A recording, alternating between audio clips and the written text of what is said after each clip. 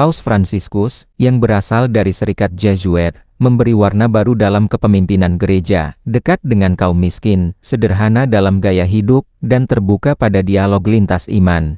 Dalam semangat itu, kehadiran 8 kardinal dari Ordo Fransiskan dalam Konklav 2025 bukanlah kebetulan. Mereka datang dari 3 cabang besar keluarga Fransiskan, OFM, OFM Kapusin, dan EFM Konventual. Sebuah sinyal kuat bahwa gereja sedang bergerak ke arah yang lebih membumi. Mari kita mulai dari Amerika Selatan.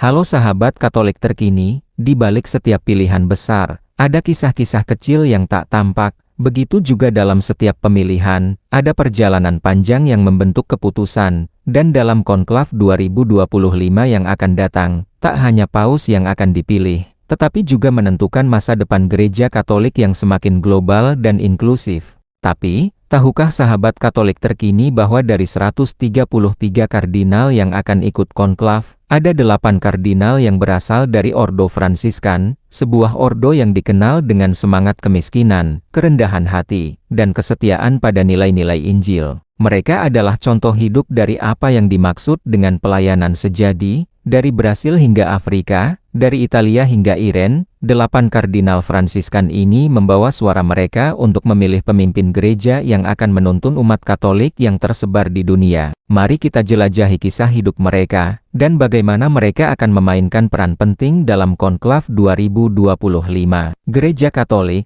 sepanjang sejarahnya, terus berkembang dan bertransformasi, tapi dalam dekade terakhir, perubahan terasa begitu nyata. Paus Fransiskus, yang berasal dari Serikat Jesuit, memberi warna baru dalam kepemimpinan gereja, dekat dengan kaum miskin, sederhana dalam gaya hidup, dan terbuka pada dialog lintas iman. Dalam semangat itu, kehadiran 8 kardinal dari Ordo Fransiskan dalam Konklav 2025 bukanlah kebetulan. Mereka datang dari 3 cabang besar keluarga Fransiskan, OFM, OFM Kapusin, dan EFM Konventual. Sebuah sinyal kuat bahwa gereja sedang bergerak ke arah yang lebih membumi. Mari kita mulai dari Amerika Selatan. Pertama, Kardinal Jaime Spengler. Dia lahir di Gespe, Brasil, tumbuh dalam semangat hidup Fransiskan. Sebelum menjadi Uskup Agung Porto Alegre, ia dikenal aktif dalam konferensi wali gereja Brasil. Isu-isu sosial dan dialog antaragama adalah napas pelayanannya di tengah dinamika politik dan sosial Brasil. Spengler hadir sebagai suara keseimbangan dan rekonsiliasi. Kedua, Kardinal Leonardo Alexsteiner. Beliau juga dari Brasil, kini menjabat sebagai Uskup Agung Manaus. Gerbang masuk menuju hutan Amazon,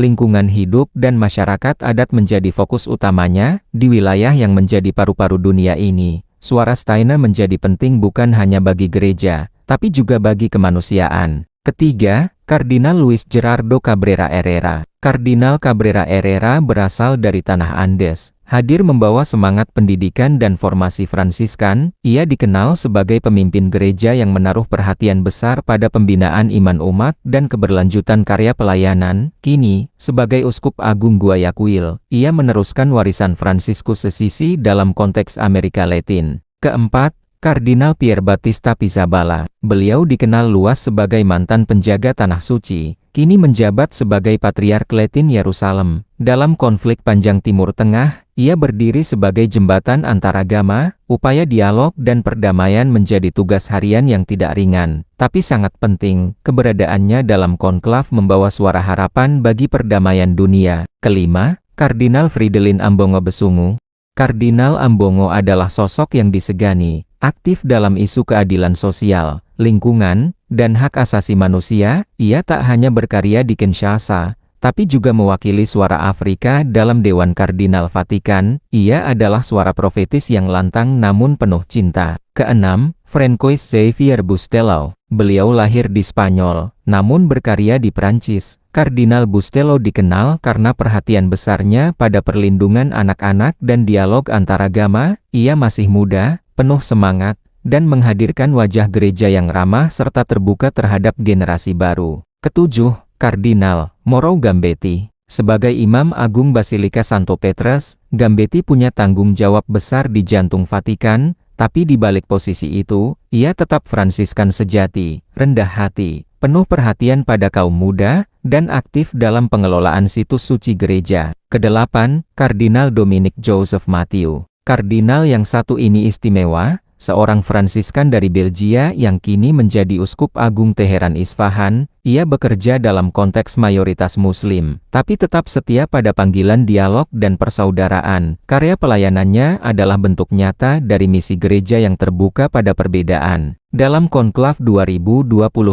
juga mencerminkan pergeseran besar dalam komposisi para pemilih paus. Dari 133 kardinal pemilih, ada 108 diantaranya diangkat oleh Paus Fransiskus. Artinya, mayoritas berasal dari visi dan misi yang sama. Gereja yang keluar, berpihak pada mereka yang terpinggirkan. Di sisi lain dari total 133 kardinal pemilih dalam Konklav 2025, ada 53 berasal dari Eropa, 37 dari Amerika, 23 dari Asia, 18 dari Afrika dan 4 dari Oseania. Italia tetap terbanyak, tapi kini ada representasi dari negara-negara baru seperti Timor Leste, Sudan Selatan, dan Tangge. Inilah gereja Katolik abad ke-21, tidak lagi hanya Roma dan Eropa, tapi sungguh-sungguh universal. Lalu kemudian, dari seluruh kardinal pemilih, ada 33 berasal dari tarekat religius. Ordo Fransiskan mengutus 8 kardinal, selain itu juga ada Ordo Salesian, Jesuit, dan Dominikan. Kehadiran mereka bukan sekadar angka, tapi gambaran nyata bahwa kehidupan religius tetap vital dalam arah masa depan gereja. Mereka membawa semangat hidup bersama, pelayanan, dan pengosongan diri. Itulah nilai-nilai yang sangat dibutuhkan di dunia modern yang serba individualistik ini. Di sisi lain, usia para kardinal juga beragam, dari yang termuda, Nicola Baichok berusia 45 tahun, hingga yang tertua, Carlos Osoro Sierra yang berusia 79 tahun, ada 6 kardinal berusia di bawah 55 tahun. Ini memberi keseimbangan antara kebijaksanaan dan semangat muda dalam memilih pemimpin gereja. Mengapa kita perlu tahu semua ini? Karena memang gereja Katolik bukan hanya soal Vatikan dan para imam. Gereja Katolik adalah komunitas global dengan lebih dari 1,3 miliar umat di seluruh dunia. Pilihan paus berikutnya akan mempengaruhi arah pastoral, sosial, dan bahkan politik di banyak negara. Dan di tengah semua itu, 8 kardinal Fransiskan ini hadir sebagai pengingat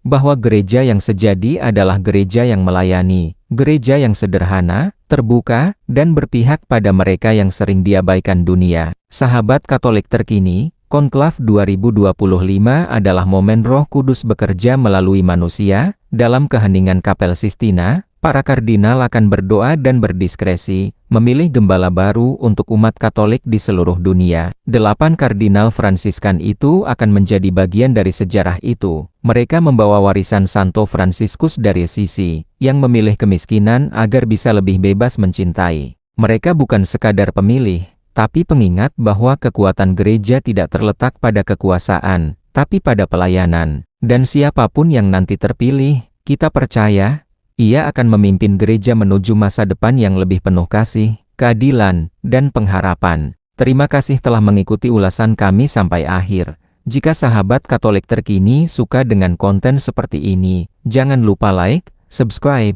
dan nyalakan lonceng notifikasinya agar sahabat Katolik terkini tidak ketinggalan dengan konten-konten lain yang akan kami bagikan. Sampai jumpa di video berikutnya, semoga kita selalu berada dalam lindungan Tuhan.